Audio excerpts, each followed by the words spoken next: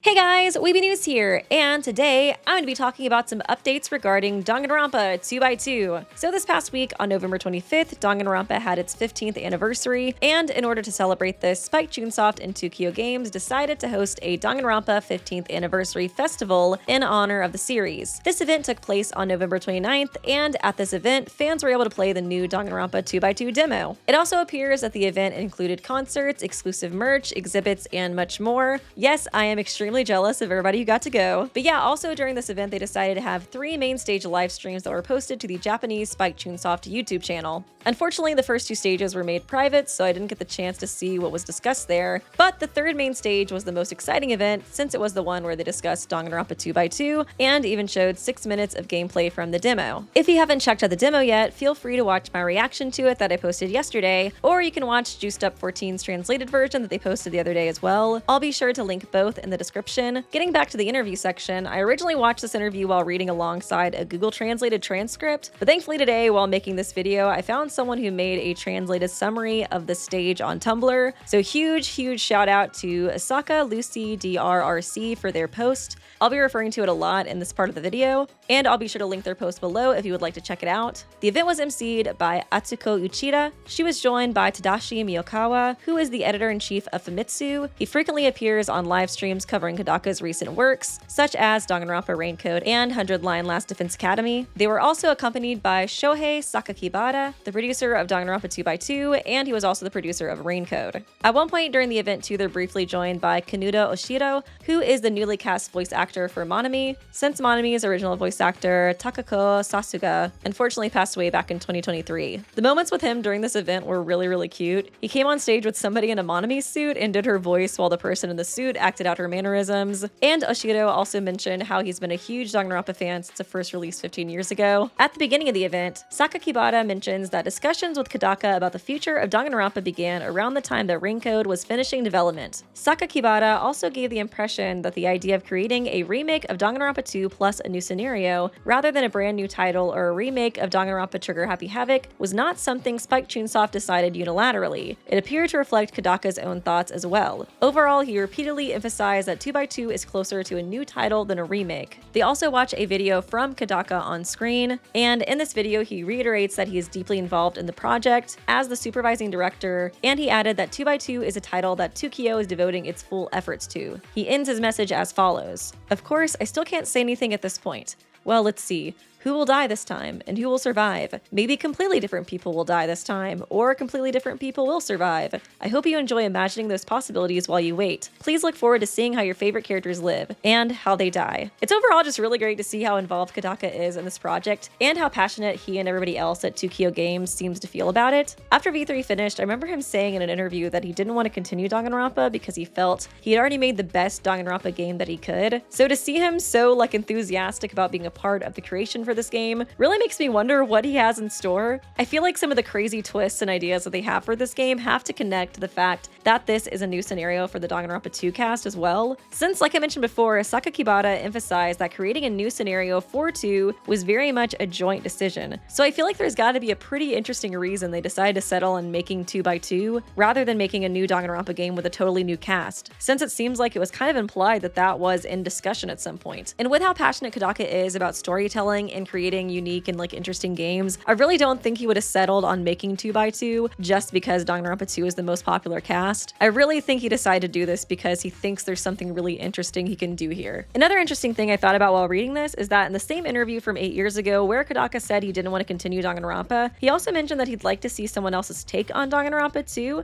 and it's just really interesting to reread that knowing about this project, where Yuichiro Koizumi, a close associate of his at 2Kyo, is the scenario writer while he supervises and works on trick ideas with Takekuni Kiriyama. It's kind of like the best of both worlds. He gets to see Yuichiro's take while still being heavily involved in the process and obviously seeming like he has some fresh ideas to bring to Danganronpa. Next, they talk about what is new for the Danganronpa 2 remake, which is basically everything. Sakakibara says, "We've recreated everything from scratch. Sound, UI design, backgrounds, sprites, and even the programming has been rebuilt from zero. So I hope you can think of of it as a completely new title. Miyakawa adds, the hotel area in particular looks quite different now, right? And Sakakibara says, yes, the hotel has been redesigned quite a lot. It now has the look of a modern tropical resort. One question Sakakibara consistently refused to answer despite repeated attempts by the MC and Miyakawa was whether the new scenario includes new locations, new characters, or characters from elsewhere in the series. He declined to comment on anything related to that. What was made clear is that the chapter structure in the new scenario follows the original pattern: daily life, murder, investigation, class trial. It was also confirmed that both the culprit and the victim differ from the original story, and that new execution scenes have been prepared. When discussing the new Monokuma voice actor for the Japanese version, the MC asked whether all new voice recordings had already been completed. Sakakibara replied that only the voices needed for promotional materials and for the demo build had been recorded, and that recording for the main game has yet to begin. So based off of this, it seems like there's still quite a bit of development needed to be done for 2x2. Apparently, Ami Koshimizu, Ibuki's voice actress, mentioned that she hasn't recorded anything yet for it, so it seems like they have a lot of progress they need to make. Originally, I thought it may release in summer of 2026 to keep with the tropical summer vibes, and the fact that the original Danganronpa 2 was released in July in Japan, but considering how much work they seem to have left, I'm wondering if it'll be closer to fall or winter 2026. It's also of note to mention that Sakakibara personally requested the team to create this demo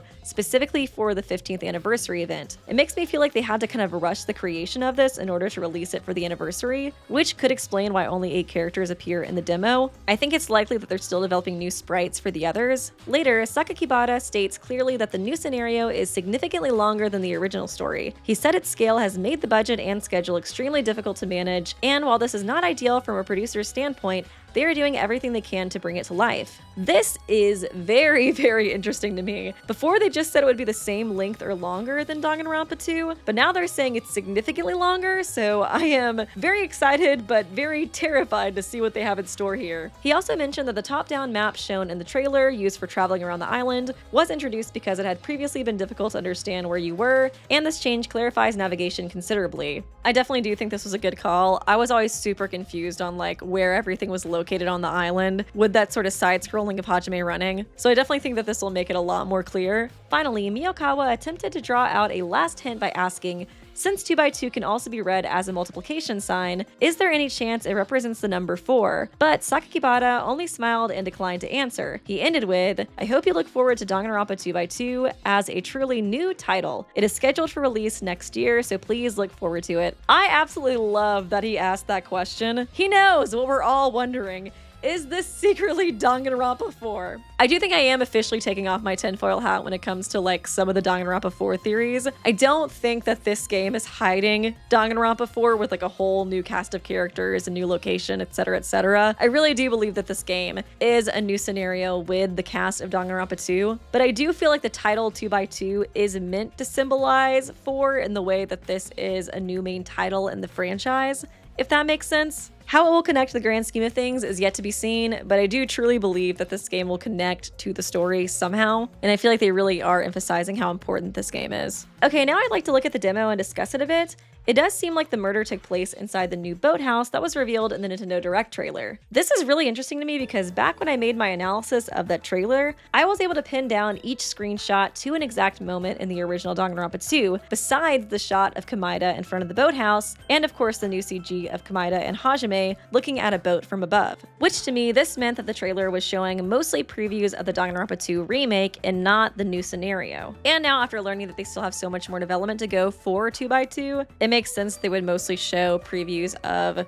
the remake rather than the new scenario. And I really do believe the boathouse is going to be a catalyst for the new story. First, because like I said before, it's the only completely new thing we've seen so far. Secondly, it's because of this new CG of Hajime and Komaeda. The way they position them in this image is just so perfect, where you can't tell if it's the beginning or the end of the game, since you can't see Hajime's eyes and you can't see Komaeda's hand. I think most people would immediately assume that it's from the end of the game because it's so reminiscent of that final shot of Hajime watching Makoto, Tagami, and Kirigiri leave Jabberwock Island. But I think that's what the devs want you to think, and that it's meant to trick you. I think instead that they find the boathouse as well as this boat at the beginning of the game. They tell the rest of the cast about it, and they all try to use the boat to escape the killing game. But alas, they end up on a new island where they're all forced to kill each other yet again. This to me is just like the perfect setup for a new scenario. Since we're getting completely new locations and it'd be really easy to create new motives, this story is supposed to be vastly different from the original Danganronpa 2.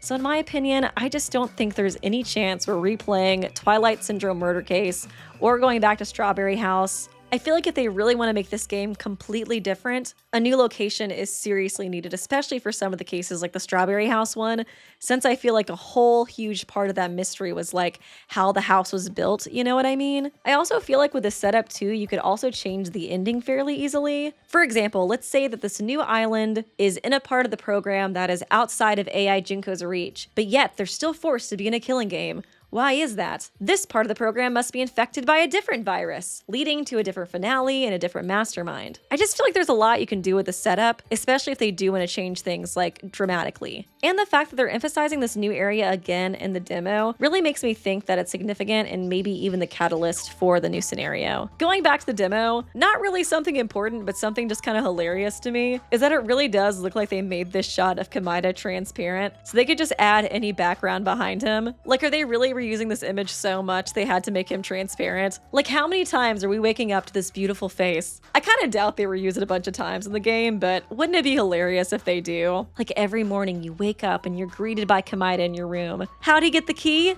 No one knows. Another notable detail in this game is the Truth Bullet 649 or bug. Obviously, it's a reference to the 11037 or Leon hint from Danganronpa 1 Chapter 1, and at first I did just think it was a funny gag, but there may actually be some significance to it. I honestly think it could connect to the actual story of 2x2 as well, especially if you consider that the ending of the Danganronpa V3 demo contained a hint about the ending twist for that game. In that demo, at the ending, Hajime and Makoto talk about how they hope their acting was good enough, which of course alludes to the real-life fiction twist at the end of V3. And I do feel like it is significant that at the end of this demo we see like the game bug out when Monokuma and Monami are signing us off. When I was watching the footage, I felt like it could be a hint that this actually does connect to what's going on in the Neo World program and what leads to the events of the 2x2 story. As for this game, I've seen a few different theories about how the demo connects to 2x2. During the little bit we see of the trial, it seems like Hajime is the most suspicious of Chiaki, since she acknowledges that Hagakure was stabbed with a kitchen knife, but there was no knife to be found at the crime scene. If we assume that Chiaki is likely the culprit and that Hagakure wrote bug as a final hint about who killed him, then we could deduce that maybe Hagakure jumped into the Neo World program to test it out, and Chiaki ended up killing him. In that case, bug could be referring to a computer bug, aka Chiaki, since she was a traitor and a bug in Junko's killing game.